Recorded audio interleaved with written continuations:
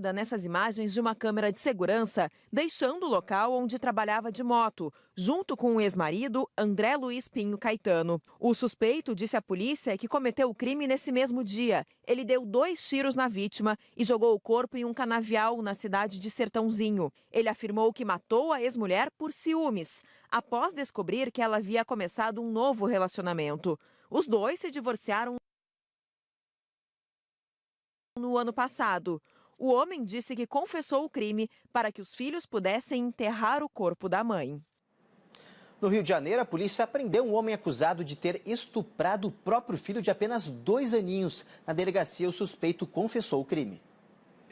O suspeito de ter estuprado o filho de apenas 2 anos de idade é este homem, identificado como Ricardo dos Santos Conceição, de 27 anos. Ele é de São João de Meriti, na Baixada Fluminense, e morava nesta casa na cidade de Mendes, no interior do estado, onde o menino foi localizado no domingo por uma vizinha.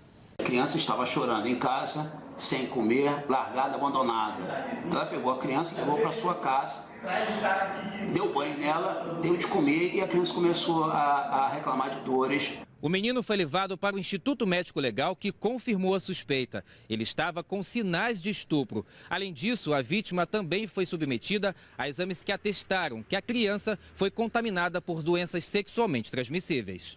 O suspeito foi intimado a prestar esclarecimentos na delegacia do município. Ele disse que estava arrependido pelo que fez com o filho. Eu não faria nunca mais isso. Se me desse liberdade hoje, eu nunca mais faria isso. Diante das provas produzidas por policiais daqui da 97ª Delegacia, ele confessou o fato, admitindo que essa não foi a primeira vez que ele fez relações com o filho dele de apenas 2 anos de idade. Enquanto tudo acontecia, a mãe do menino estava no hospital, dando à luz ao segundo filho com o suspeito. No momento eu desabei, tô sem chão, porque a gente nunca espera que aconteça na nossa família. Eu não deixei meu filho com um estranho, eu deixei meu filho com o pai dele. Jamais eu ia pensar que ele ia fazer isso. Jamais eu ia pensar que ele ia fazer isso. Dói muito, é muito doloroso. O menino está internado em um hospital de Vassouras, no interior do estado. O pai dele já foi encaminhado para a prisão. E veja agora outras notícias aqui pelo Brasil. Um homem suspeito de infectar de propósito uma mulher com o vírus HIV em 2015 se entregou à Justiça do Rio de Janeiro. Renato Peixoto Leal Filho é acusado de lesão corporal gravíssima. Se for condenado, pode pegar até 8 anos de prisão. Perseguido pela polícia, um bandido perde o controle da direção do carro roubado e bate em outros 2 veículos em São Paulo. Um pedestre ficou ferido. O ladrão também se machucou e acabou preso. Uma briga termina em morte dentro de uma balada em Botucatu, no interior de São Paulo. O vídeo mostra um homem segurando outro pelo pescoço e dando golpes com uma garrafa quebrada. O assassino foi preso em flagrante. A polícia indiciou 4 suspeitas pelo assassinato da travesti Agatha Lius. O crime foi em janeiro no Distrito Federal. Imagens divulgadas mostram o momento da agressão. O motivo do crime seria a disputa de pontos de prostituição. As acusadas estão foragidas. Sabe aquele fantasma para as mulheres que sonham em formar uma família, o chamado relógio biológico? Pois ele também afeta os homens, sabia? Pelo menos é o que revela uma pesquisa da Universidade de Harvard, divulgada em Genebra, na Suíça. Uma contagem regressiva angustiante. Dá aquele medo de quando eu tentar, não conseguir. Mas eu só vou tentar no que vem mesmo devido às minhas condições. Para a mulher, quanto mais perto da menopausa, menores são as chances de engravidar. Alessandra está tentando. Eu tenho 41 anos. Sempre quis ser mãe, só que ainda não aconteceu. A sabedoria popular sempre foi a de que o dilema era exclusivo delas. O homem até 90, até 100 anos, ele disse que pode ter filho. Meu pai tinha filho 70 e poucos anos, deixou uma jovem grávida, 19 anos. Mas o que uma pesquisa da Universidade de Harvard mostra é que vai ficando mais difícil com o tempo. Os cientistas analisaram 2 grupos. Em ambos, as mulheres tinham idade inferior a 30 anos. Nos casais em que os homens tinham até 35, a taxa de fertilidade ficou em 73%. Na faixa de 40 a 42 anos, caiu para 46%. A pesquisa comprova o que muitos médicos já vinham notando em consultório. O que não está totalmente claro é o motivo para o homem ficar menos fértil com a idade. Mas existem algumas hipóteses. Este médico, que faz 80 fertilizações por ano, fala dos fatores que, segundo a prática dele, afetam a quantidade e a qualidade dos espermatozoides. O tabagismo, o excesso de álcool, uma vida sedentária, porque a atividade física sempre vai melhorar, né? A poluição, uma alimentação não correta, uma alimentação muito gordurosa, isso tende a atrapalhar. Aos 45 anos, Orivaldo não abre mão do sonho. 15 anos que eu não bebo, nunca fumei. Faço 10 quilômetros, de Osasco a Rio Pequeno. Ando bastante, né? Tá com tudo em dia para ser pai, então. Graças a Deus, eu me cuido, né? Tem que se cuidar porque a idade vai chegando. E você já reparou que cresceu o número de clínicas populares? A crise financeira fez muita gente abandonar os planos de saúde e optar por essas unidades, onde o preço é mais em conta e o tempo para agendar uma consulta é menor. O preço das consultas e exames chega a ser, às vezes, até 70% mais barato do que em clínicas particulares. Hoje estamos numa média de 150 por dia de atendimento, né? Então a gente tem existe uma procura bastante desse perfil de clínica, né, que a gente fala, né? Que lá não resolveu em um ano, é que em 3 dias resolveram. Além de diversos exames que são realizados no local, a clínica possui parcerias com laboratórios, podendo os pacientes fazer exames e pagar bem menos por eles. A Rosimeire passou por um oftalmo e já marcou consulta com um reumatologista. Se fosse pelo SUS, ia demorar 3 meses. Então vale muito a pena. Muito a pena. Além de pagar mais barato se fosse particular também. Com certeza. A polícia concluiu que os cavalos encontrados mortos em Orlândia, no interior de São Paulo, foram intoxicados. A suspeita é de que os animais tenham sido envenenados pela água ou pela comida. 3 cavalos morreram e outros 20 ficaram doentes em uma área rural da cidade no último fim de semana. A polícia ainda vai investigar se a intoxicação foi acidental ou criminosa. A prefeitura da cidade informou que também solicitou a presença da Polícia Militar Ambiental para confirmar a causa das mortes. Agora, mais uma notícia internacional. A crise migratória continua atingindo em cheio a Europa. Desde o início do ano, mais de 100 mil refugiados e imigrantes atravessaram o mar Mediterrâneo para escapar de conflitos na África e no Oriente Médio. Cerca de 85% deles usaram os portos da Itália para desembarcar em solo europeu. O governo italiano disse à União Europeia que não tem como garantir a segurança de todos. Grécia e Espanha também estão entre os países que mais receberam refugiados este ano. Segundo dados da Organização Internacional de Migrações, mais de 2.000 pessoas morreram ou desapareceram na travessia pelo mar Mediterrâneo nos últimos 6 meses. Uma pessoa morreu em um novo incêndio num campo de refugiados no Líbano. O acampamento no leste do país foi dominado pelas chamas. 21 pessoas ficaram feridas e várias barracas foram destruídas. A maior parte dos refugiados que vivem no acampamento veio da Síria. Este é o segundo incêndio do tipo em menos de 48 horas. No domingo, um incêndio na fronteira com a Síria destruiu mais de 100 barracas e provocou a morte de 3 pessoas. Autoridades locais, que investigam os 2 casos, acreditam que o principal responsável pelos incêndios seja a onda de calor que atinge a região. Agora, atenção para essa história. A polícia australiana está em busca do dono de uma verdadeira bolada, equivalente a 4 milhões de reais. A quantia estava nessa mala encontrada durante uma operação de tráfico de drogas na cidade de Sydney. As autoridades fizeram uma publicação bem-humorada perguntando quem era o proprietário do dinheiro. O valor considerado sem dono deve parar nos cofres públicos e será investido na prevenção de crimes. Pelo menos vai ter um destino bacana. 5 horas e 34 minutos. E você aí de casa, é fã de cachorro-quente? Quem não gosta, né? Ainda mais depois da balada, que bate aquela fome. Mas aposto que ninguém gosta tanto quanto esse americano, viu? O homem conseguiu comer mais de 70 lanches em apenas, 10 minutos. O feito foi alcançado durante o tradicional concurso Nathan's Famous, que acontece há mais de 40 anos no feriado de independência dos Estados Unidos. Com a ajuda de vários copos de água, Joey Chestnut comeu nada mais, nada menos que 72 cachorros quentes. O competidor quebrou o próprio recorde do ano passado e alcançou a 10ª vitória seguida no concurso. O campeão disse que estava satisfeito com o resultado, mas pretendia comer ainda mais sanduíches. Como prêmio pelo esforço, o americano levou para casa o valor de $10 mil, o equivalente a R$33 mil. Imagina a dor de barriga desse cara, né? E a participação de Gretchen no novo clipe da cantora americana Katy Perry continua bombando na internet. O sucesso foi tanto que o vídeo alcançou um recorde. Segundo a gravadora da americana, o clipe da música Swish Swish é o lyric vídeo mais visualizado de uma artista feminina nas primeiras 24 horas. Neste período, a parceria alcançou mais de 6 milhões de visualizações. Swish, swish, bish. Another one in the basket.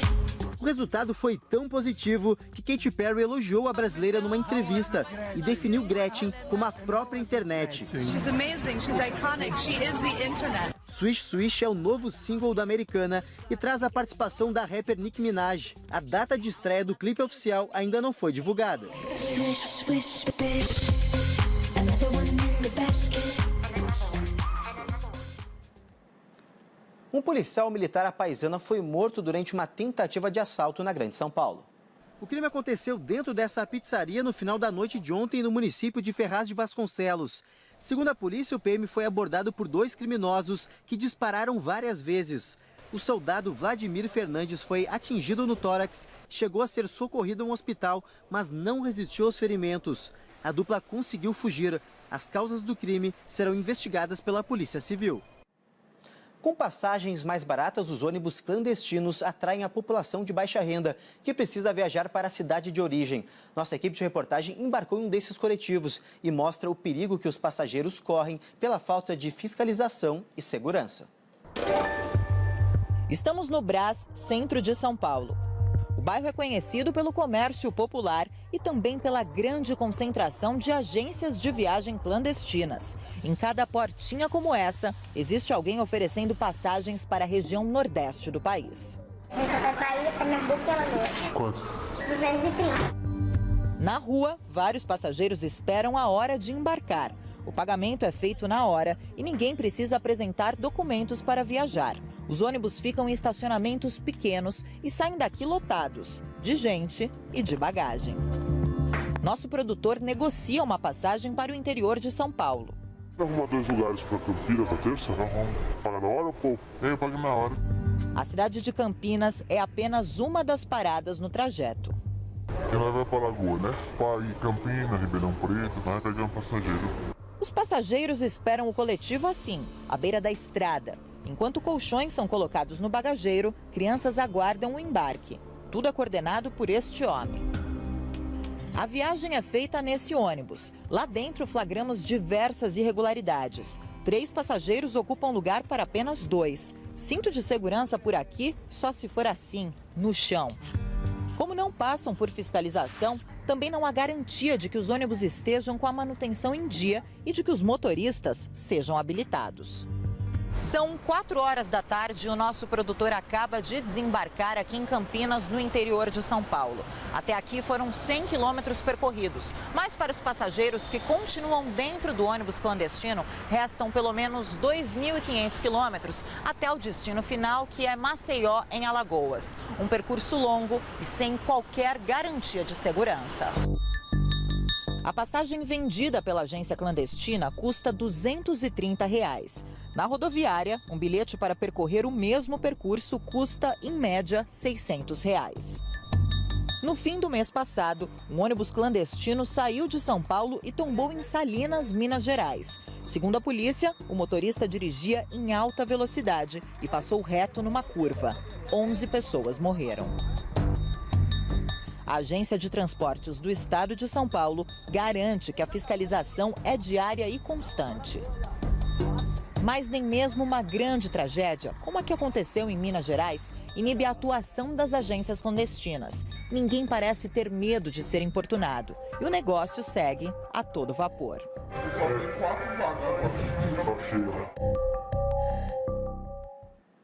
Guardas municipais prenderam a mulher suspeita de furtar, acredite, um ônibus em Jundiaí, no interior paulista. O furto ocorreu no último final de semana. Um passageiro chegou a subir no coletivo, mas percebeu que a mulher estava ao volante e desceu assustado. Ela foi vista por funcionários da empresa de transporte perto do terminal onde furtou o veículo. Eles chamaram a guarda e informaram a localização da mulher, que acabou detida. A delegada disse que, se a suspeita for confirmada, a mulher vai responder por furto e dano ao patrimônio. E voltamos a falar de política. Aécio Neves voltou ao Senado nesta terça-feira e foi à tribuna para se defender da acusação de tentar atrapalhar a Operação Lava Jato. Ele disse que foi vítima de uma armadilha. Depois de 46 dias sem colocar o pé no Senado, Aécio Neves retomou as funções. À espera dele, um batalhão de jornalistas. O senador pediu o apoio de seguranças para chegar até o plenário sem ser incomodado. Ali, abraçou colegas e usou a tribuna para se defender. Não cometi crime algum, não aceitei recursos de origem ilícita. Fui, sim, vítima de uma armadilha. O discurso virou também um ataque a Joesley Batista, delator da JBS, que gravou Aécio pedindo R$2 milhões. Penas somadas ultrapassariam mais de 2.000 anos de cadeia. Procurei, sim, esse cidadão, cuja face delinquente o Brasil ainda não conhecia. Em pouco mais de 20 minutos, o senador Tucano aproveitou o discurso também para mandar recados. Deu a entender que pode voltar à presidência do PSDB e fez elogios ao governo de Michel Temer. Marco Aurélio Mello, ministro do Supremo Tribunal Federal e responsável por determinar o retorno de Aécio ao Senado, também recebeu elogios. Sua decisão tratou de trazer luzes àquilo que diz a Constituição. Aécio negou ter atuado para atrapalhar as investigações da Lava Jato, mas admitiu alguns erros. Eu errei e assumo aqui esse erro. Em primeiro lugar, por me deixar envolver nessa trama ardilosa e principalmente ao permitir que meus familiares servissem de massa de manobra. No fim do discurso, aplausos tímidos e abraços. O Tucano recebeu críticas. Sua tarefa principal aqui é tentar salvar o presidente Temer do processo. Para evitar um racha no PSDB, Aécio Neves vai continuar afastado da presidência do partido. Kennedy Alencar. O senador Aécio Neves foi aconselhado a não reassumir a presidência do PSDB, porque se reassumisse poderia causar um racha no partido e abrir uma discussão sobre a saída definitiva dele desse cargo. Sofreria boicote de deputados federais e de caciques tucanos importantes, como o governador de São Paulo, Geraldo Alckmin, e o prefeito da capital paulista, João Dória. Nos bastidores, Aécio continua defendendo a permanência do PSDB no governo Temer e o voto contra a denúncia do Procurador-Geral da República em relação ao presidente Michel Temer. No discurso público ficou muito claro que Aécio adotou a mesma linha de defesa do presidente Michel Temer. A sobrevivência política de Aécio depende da sobrevivência política de Temer. Por isso, o Tucano falou que caiu numa armadilha do empresário Joesley Batista. De Brasília, Kennedy Alencar, para o SBT Notícias. Obrigado, Kennedy. E o deputado federal Tiririca negou, mas evitou fazer comentários sobre a acusação de assédio sexual feita contra ele por uma ex-empregada doméstica. O caso foi exibido ontem com exclusividade aqui no SBT Notícias. Tiririca ainda disse que a mulher dele foi extorquida pela antiga funcionária.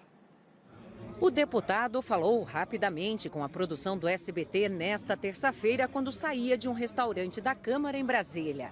Deputado, dá uma palavrinha comigo sobre essa denúncia, deputado. De que, meu amor? A denúncia da moça que trabalhou com o senhor.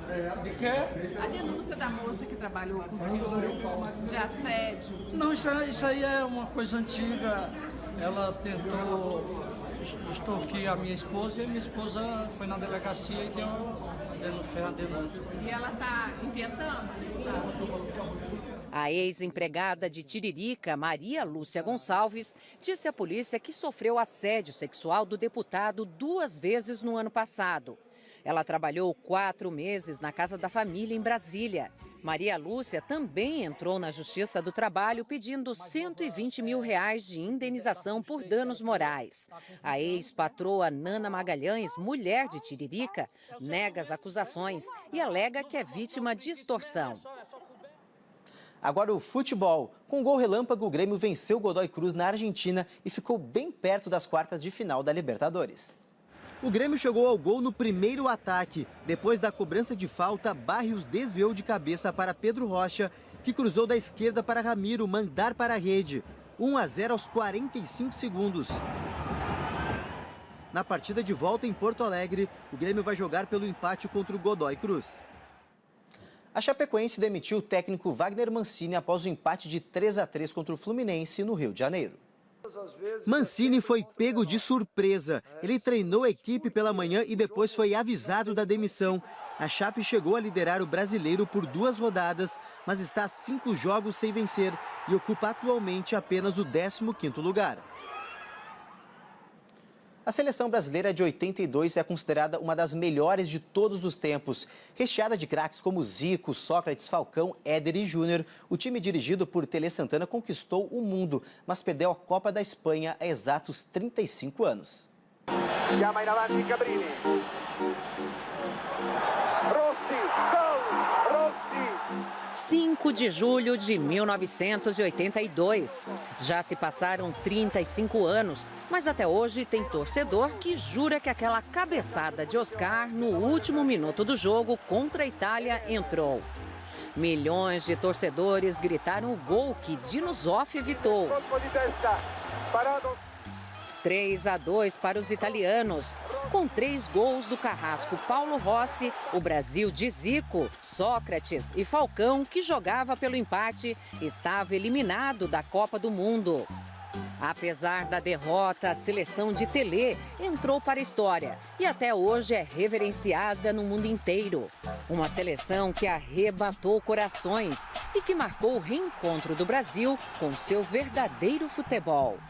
Voa, canarinho, voa, mostra pra esse povo que és um rei. Voa, canarinho, voa. Um britânico de 19 anos foi condenado à prisão perpétua por planejar um atentado terrorista que seria executado durante um show do cantor Elton John. Aaron Sied, que confessou o plano, deverá cumprir pelo menos 16 anos de prisão antes de pedir a revisão da pena. O jovem planejava um atentado à bomba em uma das apresentações do artista. O ataque aconteceria no dia 11 de setembro do ano passado, no aniversário de 15 anos dos atentados ao World Trade Center. A polícia interceptou mensagens suspeitas do rapaz e conseguiu prendê-lo antes que o plano fosse executado. How wonderful life is.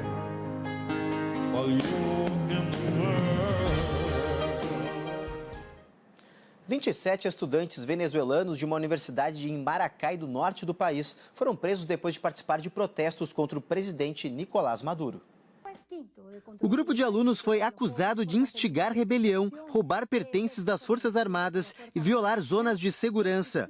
A universidade informou que os jovens foram agredidos por soldados que invadiram o campus. 90 pessoas já morreram e cerca de 3.500 foram detidas desde o início dos protestos contra Maduro em abril deste ano. Depois do bem-sucedido lançamento do primeiro míssil balístico intercontinental da Coreia do Norte, os Estados Unidos pediram uma ação global contra as ameaças do ditador Kim Jong-un e, junto com a Coreia do Sul, fizeram exercícios militares e simulações de contra-ataque com mísseis nas primeiras horas desta quarta-feira. O governo fez de tudo para que fosse um dia histórico na Coreia do Norte. Nosso supremo líder assinou a ordem para o lançamento, disse a apresentadora ao se referir ao míssil intercontinental balístico, lançado nesta terça-feira em direção ao Mar do Japão. Depois de uma série de testes, o governo norte-coreano anunciou que já tem condições de atingir os Estados Unidos a 10.000 quilômetros de distância com uma arma nuclear. Especialistas internacionais dizem que foi o teste mais bem-sucedido feito até agora pelos norte-coreanos. Mas ainda há dúvidas se o regime, que é o mais fechado do planeta, tem condições de alcançar alvos muito distantes, como os Estados Unidos, por exemplo. Na dúvida, o mundo reagiu com indignação. Alvos mais fáceis, os vizinhos Coreia do Sul e Japão condenaram os testes. A ameaça agora é maior, confirmou Shinzo Abe, o primeiro-ministro japonês. Os Estados Unidos reagiram pelas redes sociais. Donald Trump postou uma mensagem perguntando se esse cara não tem nada melhor para fazer na vida, referindo-se ao líder do regime, Kim Jong-un. Nesta terça, em Moscou, Xi Jinping e Vladimir Putin defenderam a suspensão do programa nuclear norte-coreano, mas disseram que os Estados Unidos têm que parar com seus jogos bélicos na região. Por enquanto, é uma crise de ameaças. Caso o próximo passo seja dado, o planeta pode estar diante de um conflito sem precedentes. E mais um intenso tiroteio assustou os moradores do complexo da Maré, no Rio de Janeiro. A troca de tiros começou após a invasão de traficantes rivais. Um soldado do Exército foi baleado. Caramba!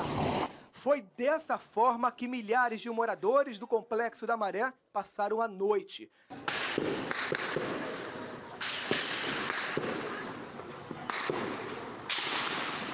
A troca de tiros começou após a invasão de traficantes rivais na favela Nova Holanda. Já passavam das 8 horas da noite e moradores ainda estavam no fogo cruzado. O soldado do Exército, Wesley da Silva Vieira, foi vítima de bala perdida. Ele foi levado para este hospital da região com um tiro na coxa. Foram mais de 3 horas de intensa troca de tiros. Lá dentro, várias casas viraram peneiras e moradores tiveram que deitar no chão, em meio ao campo de guerra. Moradores relataram os momentos de pânico nas redes sociais. A casa desta mulher foi uma das mais atingidas, principalmente a janela e a tubulação de água. Somente nos 3 primeiros dias deste mês já foram registrados 41 tiroteios em diferentes pontos do estado. Ao todo, foram 2.890 confrontos neste ano. Os moradores não conseguiram dormir no meio de tanta violência. É difícil falar sobre isso, né? Não sei se vocês for falar sobre isso não, parceiro. Valeu. É difícil falar sobre isso. É difícil. A polícia investiga se os 4 corpos encontrados carbonizados no domingo em São Gonçalo, na região metropolitana do Rio, têm alguma relação com a operação que na semana passada desvendou um esquema de corrupção em um batalhão da PM na cidade. Novos trechos de conversas telefônicas mostram agentes do Grupo de Ações Táticas e do Serviço Reservado envolvidos na cobrança de propina de traficantes. Era uma relação de intimidade. Fala, sem coração. Tranquilidade? Tranquilo mais ou menos, meu. Tranquilo mais ou menos. O que houve? Te passar a visão Pô, os caras vieram aqui, balearam a água aqui, tá ligado? Hoje isso? Levaram lá um miolo lá, preso lá. Hoje? Tipo assim, as informações que nós tivemos aqui, que foi as gêmeas, entendeu? As gêmeas, segundo as investigações, são viaturas do GAT, Grupo de Ações Táticas, que andam juntas. As conversas mostram que, se os traficantes não pagassem propina, os policiais intimidavam os criminosos. E até policiais do Serviço Reservado da PM, os chamados P2, estavam no esquema. Fala aí, meu parceiro, não consegui fazer contato com você ontem para poder pegar o da gêmea, cara. Entendeu? Ficou isso pra trás aí. E o da gêmea hoje é minha, o da gêmea e o P2. Tipo assim, o da gata é certo. Esse daí eu não tenho, eu vou ligar e vai procurar saber ali. Beleza, e outra parada aqui.